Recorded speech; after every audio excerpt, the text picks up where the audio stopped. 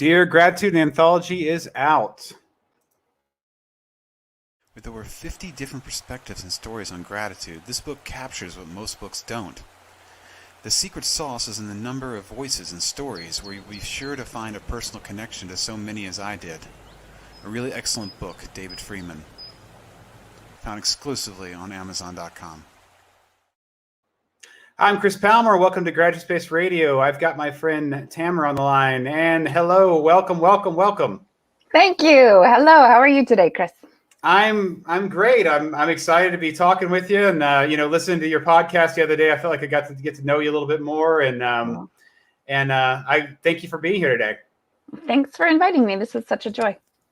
Likewise. I love starting these with like a little I call it pre-gratitude. So the pre-gratitude here is I like to think about, this is a great moment because we're two people to be present. We're going to have a great conversation, and I'm really grateful just to have this opportunity. So I like to think like what the mechanics, what had to happen for us to be in the room and share a little gratitude. So obviously on my end, I had a few different people on, I think it was Facebook, mention an app called Podmatch. And I initially saw it and just kind of ignored it. And then I saw it again, and I go, okay, I'll check into this. And I checked into it. And then I ended up matching with John Davis. So I matched with John Davis. I think the algorithm just said that we should match. I'm pretty sure that was just an algorithmic thing, which is great. We had a great conversation. And during our podcast with him, he's like, you gotta meet Tamara. He's like, you need to talk to her. She's awesome. You would totally gel with her. She's a wonderful person. You should have her on a podcast. So cool thing is he put that in my ear. And then I just want to add one more little layer of gratitude here to Alex Sanfilippo. That's the guy who actually created Podmatch. So I want to thank him for creating the platform that allowed me to meet John, who then allowed me to meet you. So speaking on your end, I guess we would start with, how did you meet John? Where's the mechanics? Who introduced you to John? How did that connection happen? Okay, well, first of all, I'm also super grateful to Podmatch and to John, who's been such a supporter of me. I met John maybe 5 years ago now, when I was working for a corporation in senior living, and we had an annual event where they had this motivational speaker who was John. And I had been coaching and speaking on a small scale for a couple of years, just running workshops, and saw him on stage and thought, holy cow, he's so good. He's funny. He's charismatic. He makes you want to be a better human in a corporate setting. That's a big deal. And I was like, I want to be doing what he's doing. And so fortunately, they had some breakout sessions later in the afternoon, and I was put into John's room. And I was like, yes, because I want to meet this guy and get his business card and give him mine, not my corporate business card, but my coaching business card. And I just want to keep in touch with him. And so we did that, and years fell away, and I left my job last October to start speaking and coaching full time, and his face appeared on LinkedIn, and I connected. And then strangely enough, as I was cleaning out some clutter, his business card fell off of a corkboard that I've had for all these years, and we connected, and he invited me to do his podcast, and we had so much fun. We did it twice, first of all, because he forgot to hit record the first time. And I was like, that's cool. We just get to talk some more. So I'm excited. And then we had so much fun the second time. He said, we have a lot of things in common. We're both recovering Catholics and speakers. Why don't we do one together? I had been thinking about podcasting, but I wasn't quite there yet. It was just still in the back of my mind. But when opportunities come along, and I listened to my body. My body said, yes, do this. So my head wasn't allowed to talk. I said, yes, okay, let's try it out. And so we've been doing that. And then he introduced me to Podmatch, and so I've been doing interviews this way, and it's fun. John's amazing, and I feel very, very grateful to have had the synchronicity of events to bring us together. That's beautiful. I love, he'll bring you, with podcasting, having a partner is like half of the work. I think we talked about it a little before. It's like having somebody. And then the cool thing about your whole story here is you want to talk to John anyway. So he's basically like, oh, how about this? Let's schedule a time where we can talk and have it all recorded, and then we'll just put it Right. out. Yeah, and it's so much fun because we really don't know each other that well yet.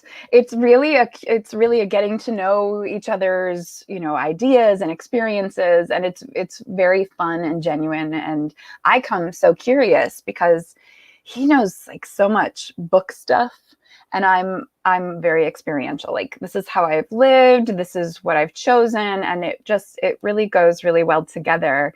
And it's about being spiritual without the guilt of religion. So each time it's a very fun conversation. I definitely hadn't heard anything quite like that in a podcast before, so I did enjoy it. And you guys are obviously very likable, and it's an excellent format. I'm glad you shared the episode you did with me. I really enjoyed it. Thank you. Thank you for that. Thank you. You're very welcome. Yeah. So speaking, would you like to? I want you to be able to talk about yourself here. So obviously, you had a big change this last year. You said you left your job, but could you speak to kind of where you came from and then that moment that led you to go out on your own? Yeah, it's kind of a long story, so. Oh, we have time. You go right ahead.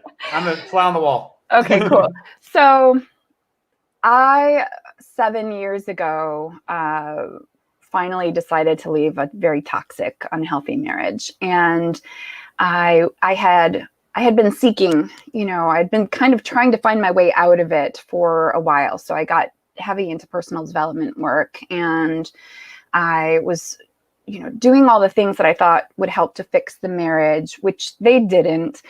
And so then I thought, well, I'll just, I saw The Secret. I thought, well, I'll raise my vibrational frequency and he'll have to come along with me. And he didn't. And so finally I got to the point, well, everything I've tried the Stepford wife route. I've tried raising my own frequency. I've tried everything, and it's still not working. He's the same, and I'm a new person who finally has confidence and believes in myself again, and I'm worth more than this, so I'm stepping out. So I had come home to Michigan, where I'm from, for a visit. We were living in England at the time. My ex is French, and so we kind of lived all over and traveled all over. And I brought my 3 kids home.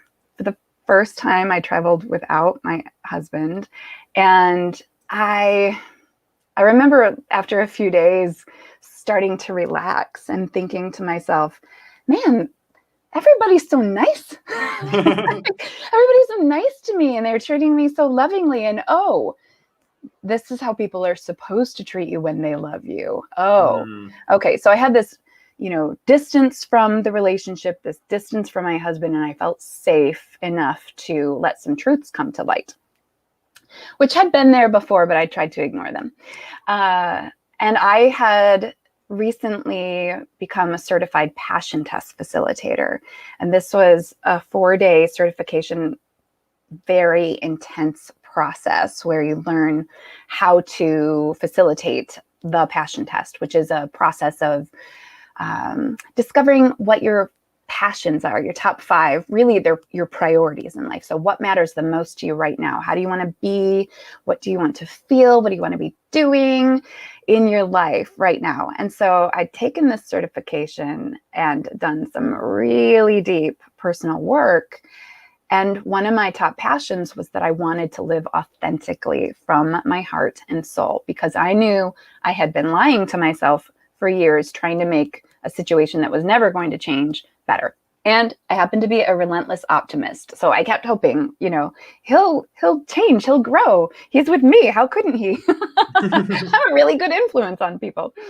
And so when I went home for this visit, I wanted to practice on family and friends. So some college and high school friends I hadn't seen in decades, and my mom sat down with me.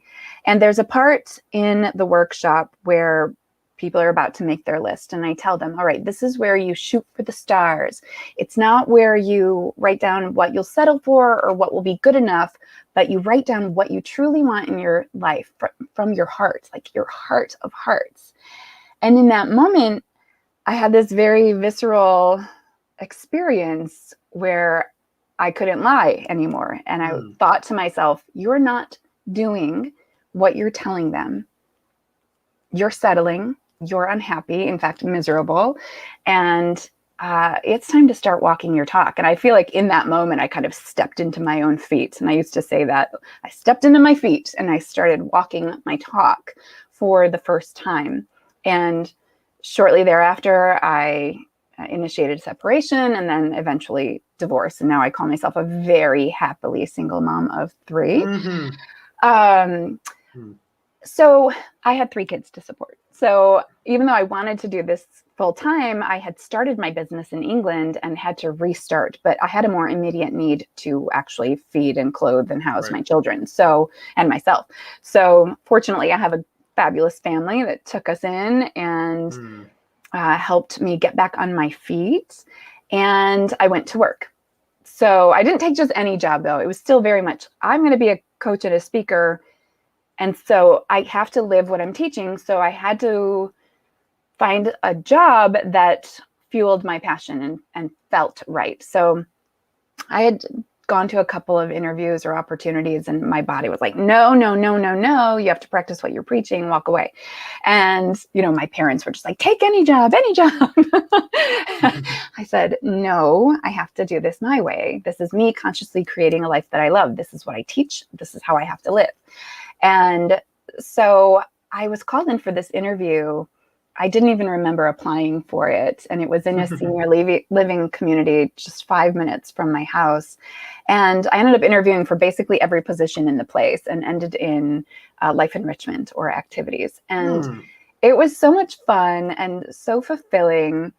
And I eventually moved into the social work department, which was so in line with my education and, you know, just those questioning and getting to know people better and how can we help you.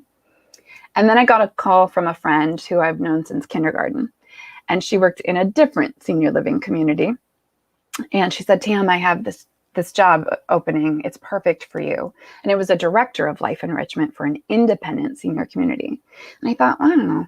I don't really want to work full time. I love putting my kid on the bus and then going to work. And, but I follow the path, right? When opportunities open up, when doors open up, I say, okay, let me explore this and see what happens if it feels right. And it did. So I checked it out and I had the job within a week. And I spent 4 years as the director of life enrichment for this senior community. And it was amazing. I polished presentation skills. I learned how to network again. I met amazing people, and I love seniors. Like, my heart is for the older adults. So it was a wonderful growth experience. And then COVID hit. And all of the things that I was able to look past before, all the like corporate level stuff that I could ignore because of the love of the job and the love of my residents, came really in my face. Yeah, I got sick. I was exposed at work and was home for 3 weeks. And so I had all this time to really reflect on my passions again. What do I want my life to look like? How do I want to feel? What do I want to be doing? And I knew that I had been holding off on pursuing my dream because I enjoyed this work so much, but it wasn't my calling. And so in that, I thought, okay, I went back to work. Everybody was quarantined. We were quarantined for like 3 months. And when they started coming back out and we started being able to do really small group activities again, everyone was super depressed. You know, they'd been isolated, and these are on average 90-year-olds. Like, we had anywhere from late 70s to 102. So on average, they were around 90 years old, and they were so sad. And I thought, gosh, I know all this stuff. I teach all of these things outside of this building. They need it here. So I started giving a happiness course. It's the habits and actions of happiness, how to be happy for no reason. And it made such a phenomenal difference. I realized I could do this elsewhere. I could take my role of enriching lives into a bigger arena. Yes. Yeah. Yes. And I knew it was time. And as the universe supports us when we're ready, or when the universe is ready for us to go bigger, I had received a great tax return. And I thought, okay, this is enough to get me through a starting point. I'll be able to live off my savings, build my business, and grow from there. And so that's what I did. And here we are now. It's May already. So 8 months later, and my business is growing. I'm speaking in senior living across the country, plus in all sorts of other environments. I spoke to a salon in Seattle, thanks to Zoom. And, I'm trying to now I'm trying to get into corporate in a different way to help them create more happiness for their staff, because ultimately there's a real disconnect from the corporate level to the on the ground forces. And I want to help them bridge that and bring more joy and happiness and fulfillment to their staff so that they can do that for their customers and clients.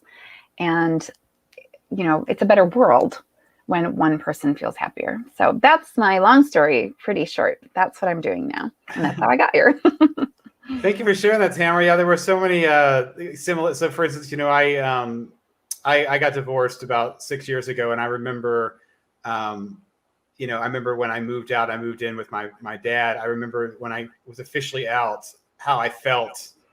That whole, like, I don't know. It's almost like you're used to something for so long, and you get somewhere else, and like your head clears up. You realize, like, whoa, there was a lot of stress happening. Yeah. There's a lot going on, so I totally got that. And I loved how you said this passion course, how you were sitting in a place where you were asking yourself questions, right? How powerful is it when you ask yourself questions, right? Like, because then it's like, there's no BS. It's like, okay, I'm asking myself here, what's going to come out of that when you decide you're going to ask yourself honest questions and see what happens. I thought that was really amazing. And then, speaking even to like this last year, and you said like gifts that were given to you as far as the tax return, allowing you to do, to pursue this. And, I'm in a very similar situation too, because, I'm part of the International Alliance of Theater and Stage Employees. That I've been able to claim unemployment since last March because I'm in the union, which did so much. And it's part of my morning routine to actually thank the fact of the union and like what that's gifted me. But to speak to what's gifted me, one is, it allowed me not to be stressed for money. Now, I'm not saving money, but I'm not going behind, right? So it allowed me to just live, and that's huge, right? Not with this, no stress of having to worry about money coming in. At least I'm not. I try to live my life where I only worry about things when I really need to worry about it. And I know that I'm not in any position where I need to start worrying about that. And I've been that way for a year, which is great. It allowed me to start the podcast, allowed an open time where I was like, okay, well, I can invest in this, open time to write a book, to start a nonprofit, to meet people, that allowed me to meet other people, to be in this moment right here with you, it's all because of me looking at the circumstance and thinking, looking as a gift opposed to imprisonment. Right. Right. Yeah. It's so your perspective can change everything. It absolutely can change your whole experience. It can either be this horrible thing or this amazing opportunity. Yeah, it's that's my book that came out this last week, Dear 2020, Letters to a Year That Changed Everything, is a book. 40 people wrote letters to the year. So it's a book about perspective. Cool. So it allows you to read other people. It's a book about perspective. It's the same thing where we're all lived this last year and we all focused on different things. In any given year, there's ups and downs. Any given day, there's ups and downs. But bottom line is, what do we want to learn? Do you want to learn something from something, or what do you want to remember? Right? Like, what do we want to take away? What's the memories? And in any given year, like, there are a lot of good things that happen. There are a lot of people and moments. And the question is, what do we want to focus on? And I loved when you were telling your story. What was it? It was part of. I think it was when you said the separation with your husband. You were just pointing. It made me think. Okay, she's looking at this, deciding to look at this. How is this positive for me? Instead of looking at the negative. It's like, what do I want to learn from this? What is this allowing me to do? Right. Yeah. Like, so it's like you tried to stay with him, but it wasn't working. You realized, well, I don't need to be with him. I'm good on my own. Which was what you had to come to through learning. And you realized that, it's just the realization of looking as a gift. That's what you learned, right? You learned that you don't need to be with this man. You tried it. You don't need to, and you're better off without.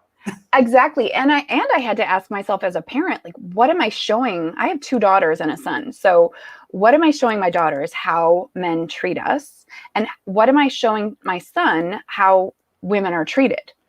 Right. And I was not showing them what I wanted them to grow up and experience. And so changing that and showing them what self-care, self-love, self-respect looks like makes a huge difference. It's so important. And I have actually a sticker on my bathroom cabinet that says, "What can I learn from this?" That's been there now for about 6 years. And the other thing, in the last couple of years, I've heard people saying all the time, "Well, I'm going through so much, blah, blah, blah." It's like, well, I've gone through stuff too, but in fact, I've grown through things. So I've changed the question. What are you growing through right now? Because you can go through it, which is a struggle and constricting and contracting, or you can grow through it and have like future gratitude for how you're going to look back on this situation or experience and say, wow, all of those amazing things happened. So I don't regret anything because I wouldn't be who I am today without it. Right. And no matter how hard any moment or experience is, there's always some gift in it. Right. And I don't want people to skip the experience of it, of feeling all of their feelings, because that's such a vital part of living authentically.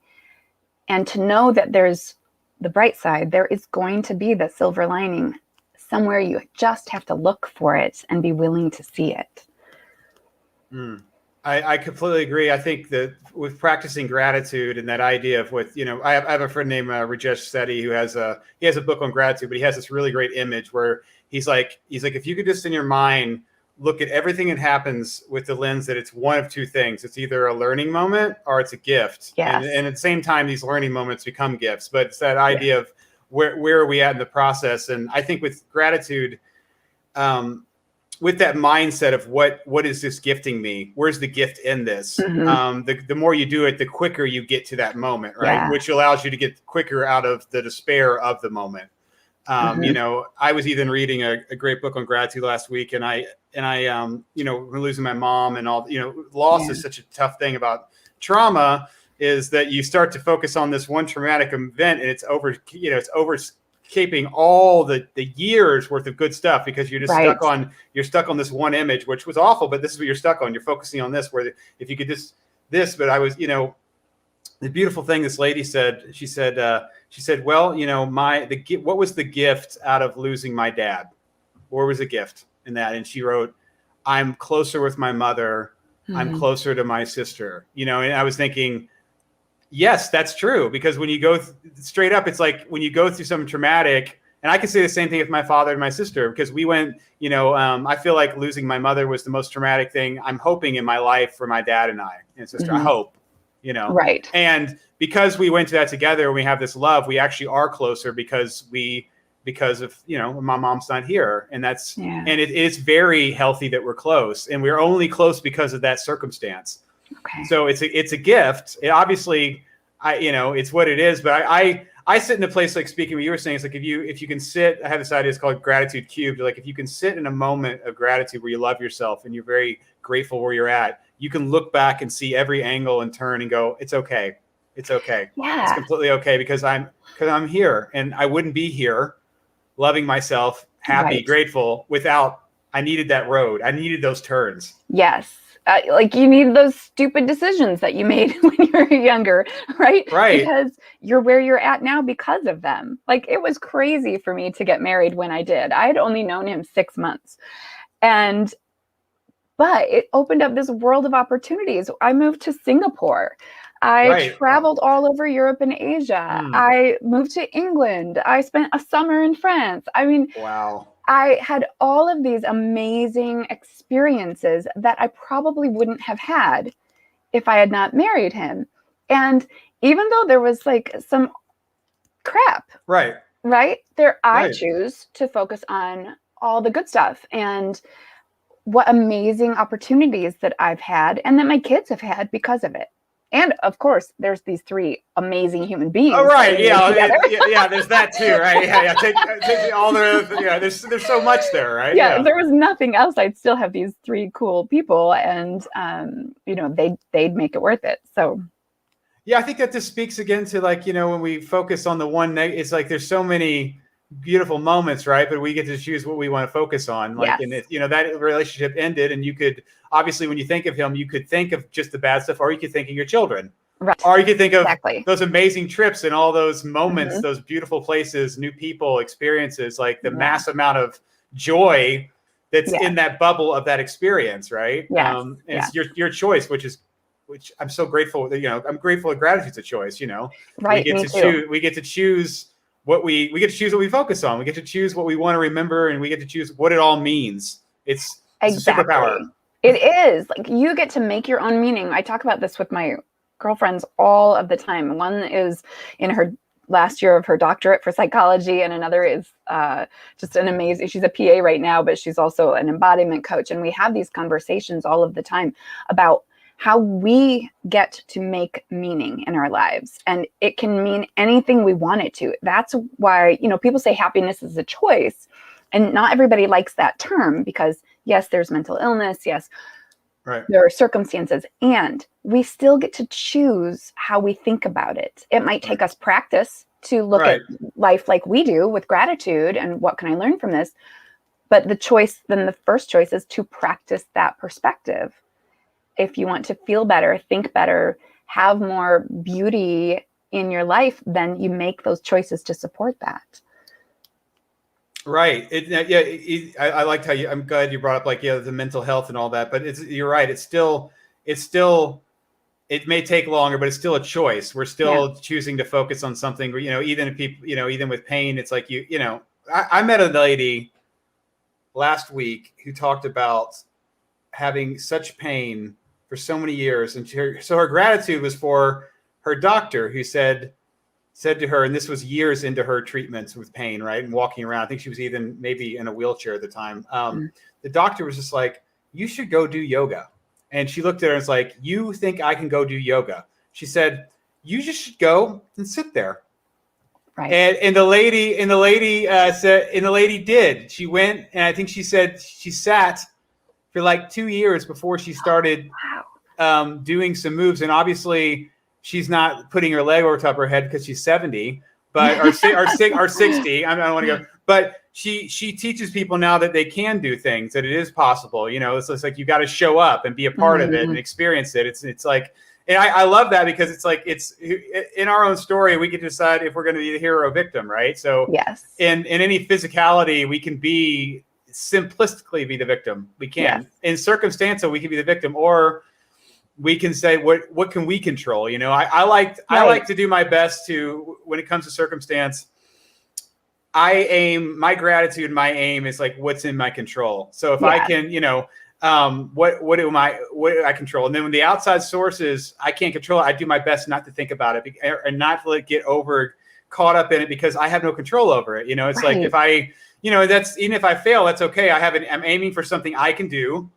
That's achievable, so for experience, a good risk meditation is like, I wanted to write a book, so I didn't know what I was going to do. My mentor said, write 500 words a day for 6 months, see what happens. Don't have any outcome to it. You want to write a book, but that's not what we're doing. We're just going through the steps. We're just seeing. We're just getting out and playing on the field.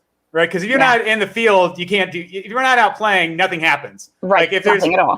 Thinking about playing baseball is not baseball. Thinking about writing a book is not writing, and thinking about having a podcast without, talking to people is not having a podcast. So I did, because I tuned in for 6 months. That I can control myself and go, okay, discipline be damned. I can do 500 words a day, even if it's me going blah blah blah blah blah. Even if it's me repeating the same thing over and over again. I did that. And the amazing thing is, stories came out. I just came out. Conversations came out. I met my editor, and then that changed everything. Then, Dear Gratitude came out in November, right? Because I did one with a community of over 50 people. I was like, what are we going to do next? I just climbed the mountain step by step. What are we going to do next? Awesome. So the amazing thing is, like, that book came out in November, mid-December into December. The second book was in play. Wow. And all the writing, and then it's 7th anniversary of Mom's passing, April 30th. The book came out. Oh wow! It was 4 months. 4 months later, 5 months later. Wow.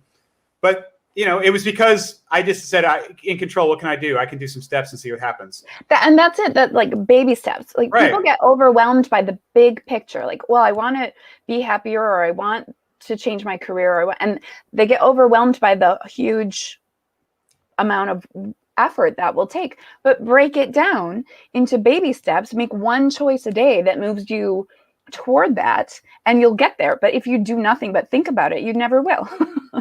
Right. Yeah. I love the book Atomic Habits, and he talks about. I read it twice actually. I've read it twice in the last 6 months. But he's like, our habits. Everything you do is a vote. Yes. Every action you take in your life, you're voting. You're making a vote towards something. Now, if it's so, he's like, if you want to be a healthy person. If you say you eat something it's not healthy, whatever that is, that's a vote in the negative. And when you decide to eat something you think is healthy, that's a positive. Or if you go to the gym, that's a positive. Or you take a but it's the same thing with you go, okay, I want to, if you want to be a writer, you got to write. Exactly. It's like, it's not called a thinker, it's called a writer. If you want to be a speaker, if you want to communicate, if you want to network and have a lot of friends, if you just want to explore and find, meet people, you gotta connect with people and have a conversation, open-ended conversations. I meet people. My friend Peter, one of my mentors and friends in podcasts, he has a book called Productive Accidents, which I love so much because his whole thing is like, just get outside of your circle and have conversations and look for ways to collaborate. And that's it. Yeah. So bottom line is, with that framework, I just get excited about meeting people and having conversations without any attachment that's going to happen. Like I don't show up and go, oh, this person's going to change my life or this person's going to benefit me. I'm just excited to have a conversation because at the end of the day, it's like, I never met you. And like, I've landed on planet Tamara. I don't know what that means, but I'm just excited about it because we never would have met before in the real world. We wouldn't, but here we are. And again, I don't know what that means, but I'm excited about it. Yeah. Yeah. And just to have the opportunity of who knows where it's going to go, but you never know. Like, look, did I expect to be doing a podcast with John Davis when I met him 5 years ago? No, not a chance. And yet here we are having fun. I'm working with this keynote speaker and I'm just staying in curiosity and just staying open with whatever it brings growth. So no matter what, it's a positive experience. And to get to talk to you about gratitude, which is one of my favorite topics, is just so cool. So just staying open and curious to what opens up for us through various meetings, synchronicities, experiences. It's just super cool. And like I said, I just stay open and go with the flow if it feels right, and it leads to so much beauty. Whereas if we stay all closed and constricted because we think that particular thing isn't going to do anything for us. Right. Well, we're right, first of all. And second of all, we close ourselves off to life, like what really living is all about. So I'm just excited to be here too. Yeah. I was talking with my friend who got divorced recently, and he said, one of his big things, Scott, he's like, my psychologist just said, start saying yes, and obviously we heard that all day long. It's such an easy message, but it's the truth of the matter. It's like, get out, meet people, say yes, go do things, go put yourself in rooms that you wouldn't, right? Because that's where, like, the productive actions, that's where this magic can occur because you're not where you would normally be. It's like, the metaphor I love, it's like, try to, most people take the same route to work every day and they never see anything because it's the same route to work. If we can get in our mindset of going, take a different route every day. Like, I want to go outside and see things. Every moment really is unique in its own self. Even if you're wearing the same clothes, sitting at the same lunch place, it's still unique. I had Hector Garcia, amazing author, has a book called Itchy Go Itchy. And that's what in the Japanese tea ceremonies, that's what the people say to each other when they meet. And it basically means that this is unique and this will never happen again. So what they do, it's their way of going, let's be present. This is special, and it's the truth. Every moment is unique. It is. It's like, how often, how quickly can I tap into that so I can just be, opposed to worrying about, and thinking about here. But it's magical when you can get in the mindset of just being curious. Like, that's curiosity. I'm here. I'm curious. I'm not somewhere else, right here. Yep. And see what opens up. I love that you said say yes to things. About 6 years ago, I decided, okay, well, I've been saying no to things for most of my marriage because it was expected. Right. And I wanted to say yes to things. And I had read Shonda Rhimes' Year of Yes. And so I said, okay, I'm going to start saying yes. No matter what it is, I'm going to say yes. And I had met this woman through my meetup. I run a meetup called Create a Life You Love locally. And she had signed up and she finally attended an event and we hit it off. And she invited me like a month later or 2 months later to a Christmas party at her sister's house. It was the first Christmas I'd had without my kids. Instinctively, I would have just like closed up and laid on the couch and binge watched Netflix. But I had made this promise to myself of saying yes to opportunities and people. And so I said yes. And she is the one in her doctorate program. She's probably the best friend I've ever had in my entire life. And because she's one of those friends who will risk telling you the ultimate truth, which means more to me than anything else. Like she will flat out say, BS right here. So, and I love it because as deep as I can go within myself, sometimes we need that objective viewer on us who is willing and courageous enough to call us out on where we're not telling ourselves the truth. And saying yes to her and saying yes to the opportunities. She's like this amazing woman. She wears bright orange all the time. Her hair is pink and orange. She's just like so living full out there, authentic. I just thought, I want to be more like this woman. I want to show up however I feel like showing up. And she gives me the courage to continue to do that. And then when I tell her that, she laughs at me and says like, I do that for you. You're already doing that. And it's just this really beautiful, it's this beautiful opportunity that keeps opening doors for everyone around us just because of the way that we'll show up and do anything.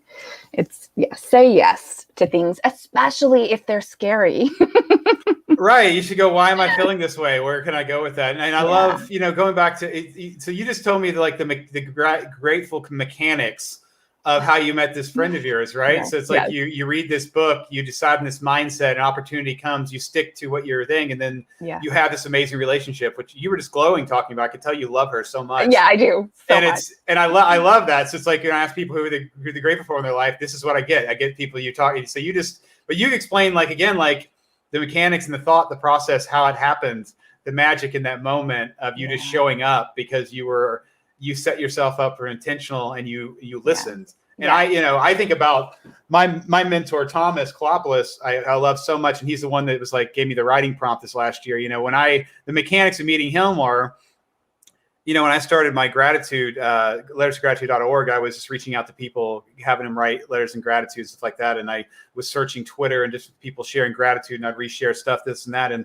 somehow I came across a guy named Kevin Caldwell. I think it was through Twitter. And, we talked a couple times, and at some point this is 6 years ago, he just sent me a tweet. He's like, this article's great. Like, you need to check this guy out. And it was an article by Thomas. It was on Inc. magazine about gratitude. And I read this article, and it was fantastic. It's just really, really good about him running into his wrestling coach, they hadn't seen in like 25 years at one night when he came out because Thomas came out because his son wasn't feeling well. And they were in a pharmacy and he saw him right there, and he realized he'd never thanked this man for what he did in his life. And it's just a beautiful, beautiful essay. Right. And so, I breadcrumbs, right? Kevin sends this to me. I read this article, I go, and then at that point, obviously I could have said, well, that's nice. Okay. But me being who I was, I go, well, I'm going to reach out to this guy, and I got online and I sent him a tweet. I just said, Thomas, loved your article. Would you like to have a conversation about working on a gratitude project together? And next thing I know, within that day, he gets back to me and we set up to have a call the next day. So nice. So I'm sitting there. So at this point, I can't remember if before or after, but I get on his website and I'm reading about him, being a keynote speaker around the world and an author. And he has a quote from Steve Wozniak saying, Thomas Kalopoulos is the best speaker I've ever seen. That's adding in all the TED Talks I've ever seen in my life. And I'm like, wow. I'm going, I was like, so I had a little bit, I was a little nervous, but we get on the call and, because I reached out to him, it completely changed my life. We got to the end of the talking about everything. He talked to me and he said, Chris, he's like, how can I help you? Like, that was his thing. And it was this is 6 years ago. It's the first time I think anybody, when I was going out in this practice of trying to spread gratitude, had shared that with me. And, moving forward 6 years, like he's still, I can't afford, just like John, I probably feel like you maybe feel similar to John. It's like, I can't, if I were going to pay for Thomas's time, I could not afford it. Right. Exactly. It's been a gift. It's been a gift, and it just keeps giving.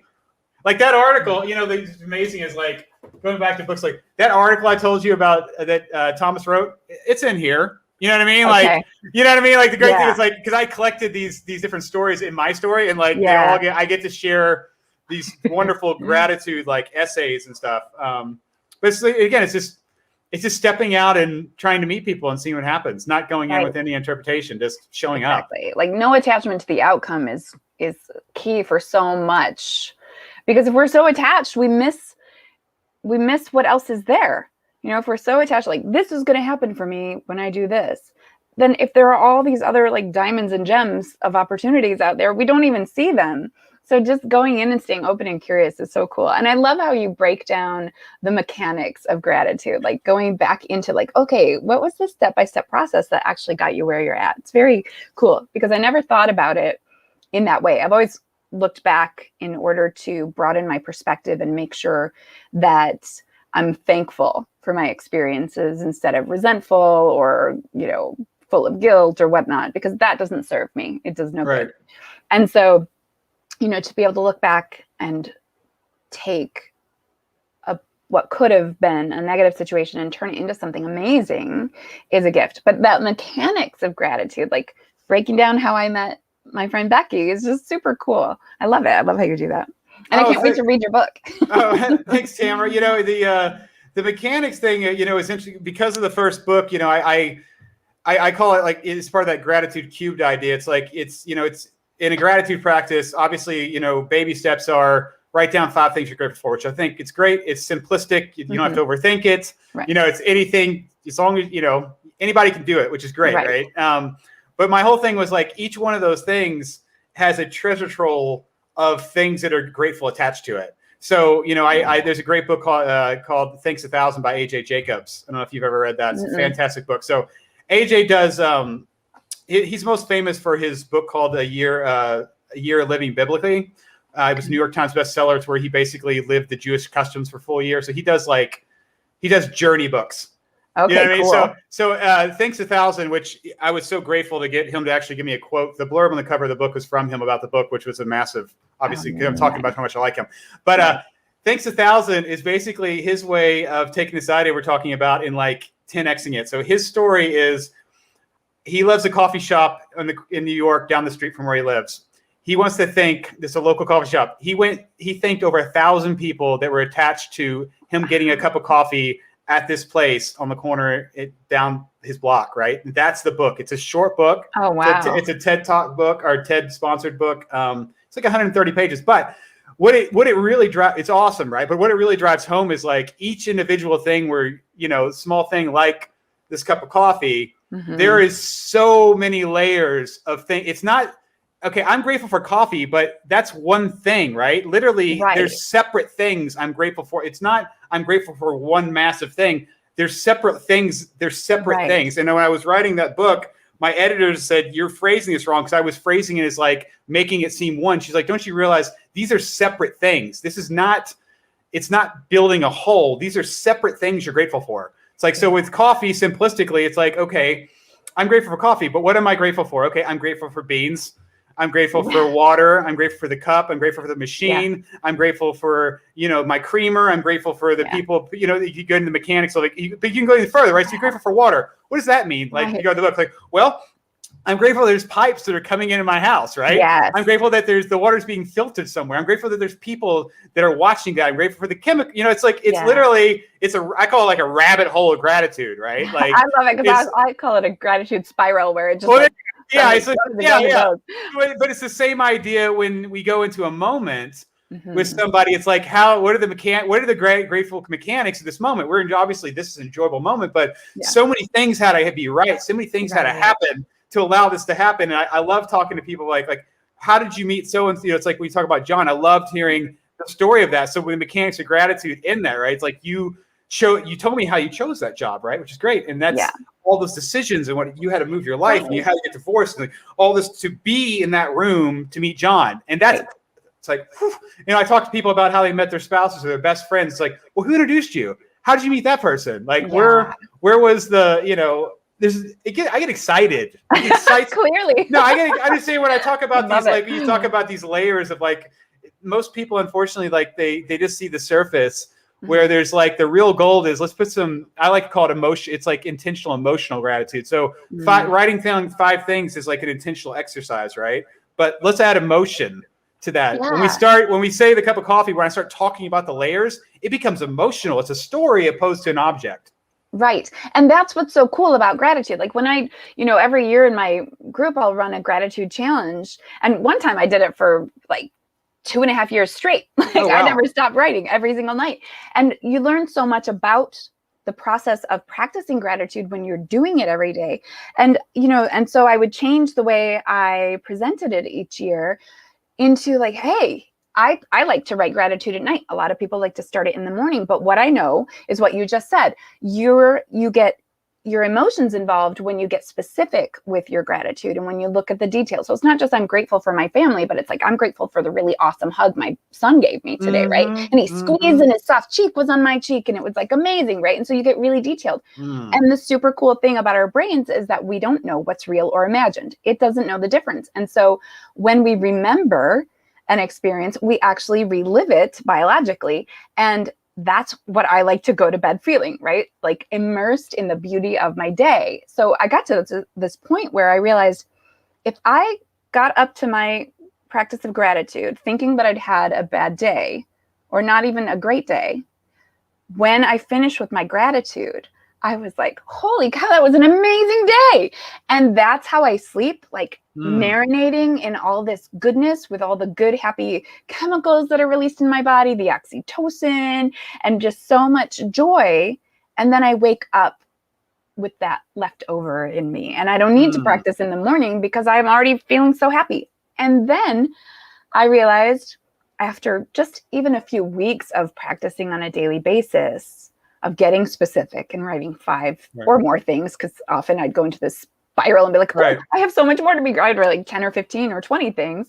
But I would start looking throughout my day for what I would put on my list that night, and I'd even be in situations that previously might have made me irritable, like roundabouts. I don't know about you, but traffic circles can tick me off because I learned how to drive them in England. And so here I'm like, oh my gosh, you guys, it's not that hard. But I would find myself going, I'm going to be grateful because that person probably prevented me from getting a ticket or an accident.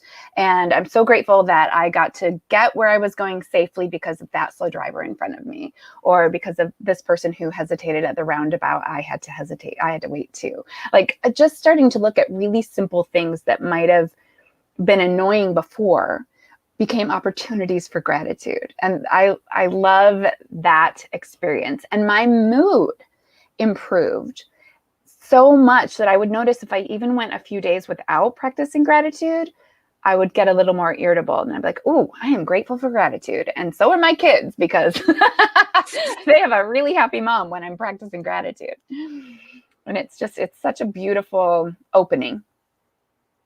Right. Oh, again,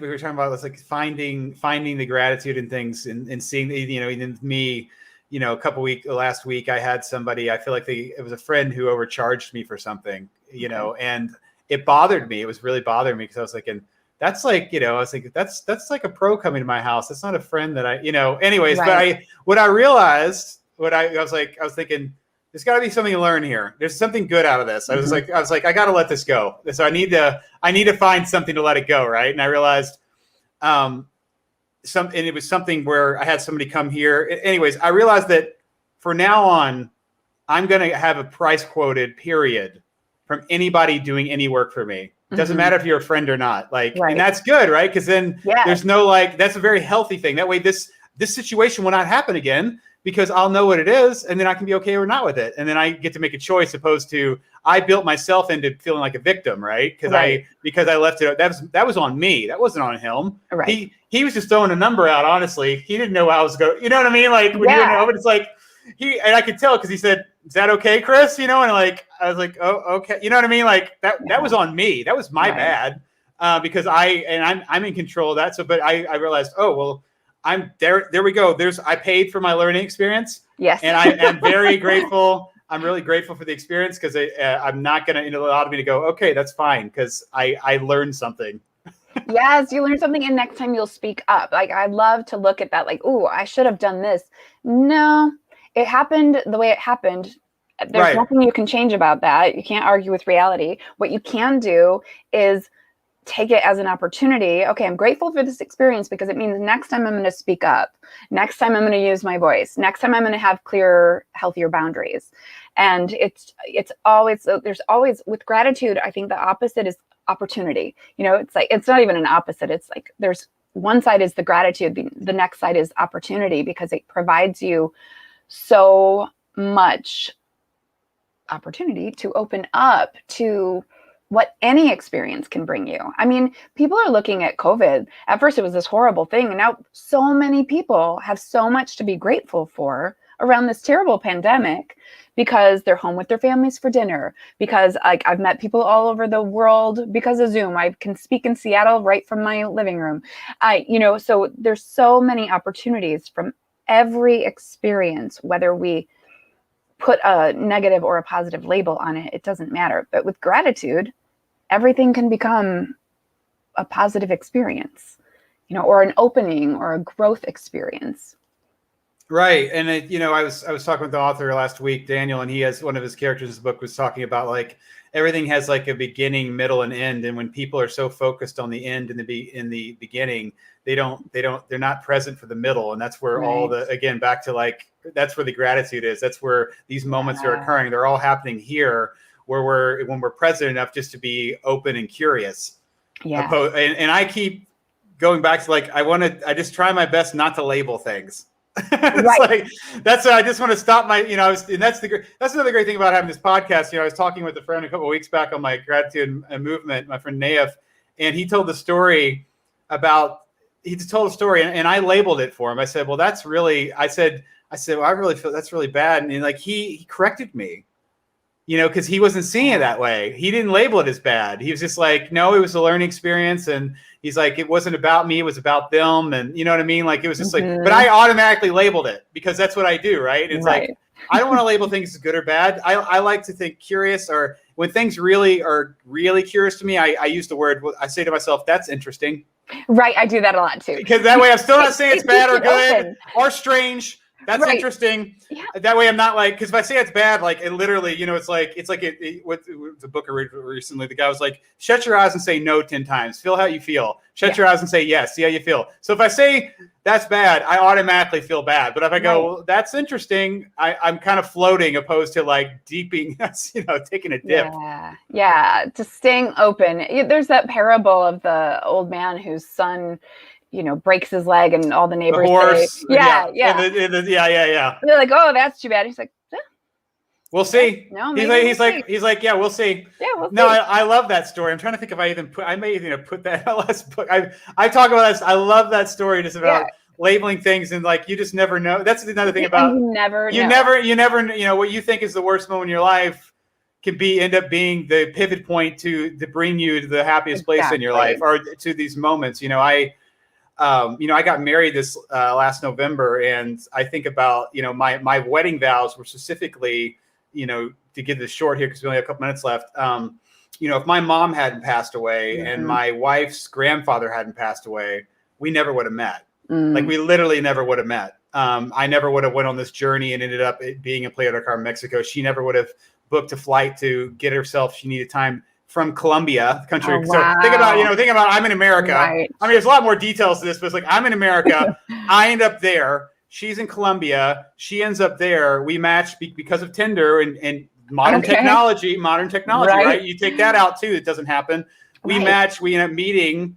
And then, without any, and this is all my wedding vows, and I put it in the book because it's all part of last year. It's like, we had because of our circumstance and being there the way it was, it's like we could just have fun because we were not expecting anything. Allowed us to be present, have there was no like worrying about like future arrangements. We weren't putting ourselves, because we were putting ourselves in the future. We go, well, this has no future. What am I doing here? You know what I mean? Literally, it's like, but that's the beauty about saying, okay, just enjoying being with people and not putting it in a place allowed everything else to happen where, fast forward 6 years, K-1 visa process and embassies closing around the world and opening all this, and then her finally arriving here and us getting married last November. But these are all things that specifically, came out because of circumstance. Yeah.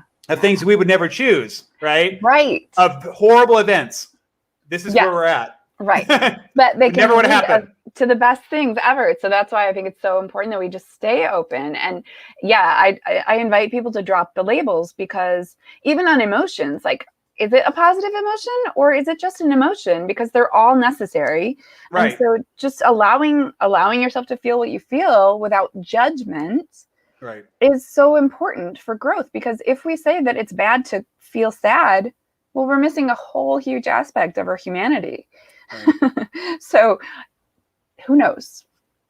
Just stay open. That's what I say. Right. I can't remember the lady's quote, but it was basically, there's a TED talk and somebody showed it to me, and the lady was saying, well, if you don't want sadness, if you don't want to be angry or you don't want to be mad, she's like, what you don't want any of those things. Like, you're basically talking about somebody that's dead. Right. Those are dead people's goals. Yeah. Those are dead. Yeah. That's what dead people have. They don't have these emotions. And exactly. It's like just like any year, any day can have the whole spectrum of colors. Right. And it's like that. The reason we enjoy the highs are because of the lows, and everything in between is. If you cut off one, you're cutting off the other. It isn't like we can cut off being sad and always be happy. That's not how that works. No, it's not life. It's not realistic, and it's not even. You're not going to be happy always happy. Right. That's not. Yeah, that's just not the way it is. Happiness involves the full range of emotions, and that's what makes life so beautiful and rich. And if we cut any of them off, we cut them all off. So we don't get to just pick and choose which ones we feel. We have to experience life and then be grateful. You don't have to be grateful, but it's an awesome thing to be, because it feels really good for all of it. I'm so grateful for all of it, because it made me this person that I love and adore. Me too. I feel the same way. It's again, it allows you to look back and just be at peace. It's like it's a form of peace. Yes. with life, which you have the things you don't have control over, or some of the things you did where it's just like it's peaceful, because here we are, grateful to be sitting here, grateful for the life we have, and it's all because of all those interactions and moments. Right. Yeah. It's just, gratitude is a superpower. That's what I like to say. It is, and it's such an amazing practice. I love it. Beautiful. Well, share with people where they can reach out to you and the best places, and I'll make sure that when everything gets done, I'll have those links. Okay, cool. Well, you can reach out to me on Facebook. There is only one other Tamara Zoner in the whole world, and she's in South America somewhere, so that's not me. But I'm on Facebook. I'm on LinkedIn. I'm on Instagram. I'm on Twitter, but I don't really use it that much. But my website is alifeyoulovenow.com. And so you can reach out to me there to learn how to consciously create a life you love. Yeah. So that's beautiful. Yeah, we'll have to talk again. I want to hear more about your happiness course, but we ran out of time this time. Because it's so fun to talk about gratitude. Yes, I'd love to come back and talk to you, and I'd love to have you visit John and me on our podcast. I would be honored, and I'm sure there's a lot of people. So you put me on the list and let me know when it'll work out, and I'll make sure that I show up. Awesome. We'll do that. Thank you so much. You're welcome. Well, I'm Chris with Tamara, just saying, we've got a lot to be grateful for, and enjoy your day, and find a few things throughout the day that you can be grateful for. Just be open to the possibility of that. So you all have a wonderful day, and we are officially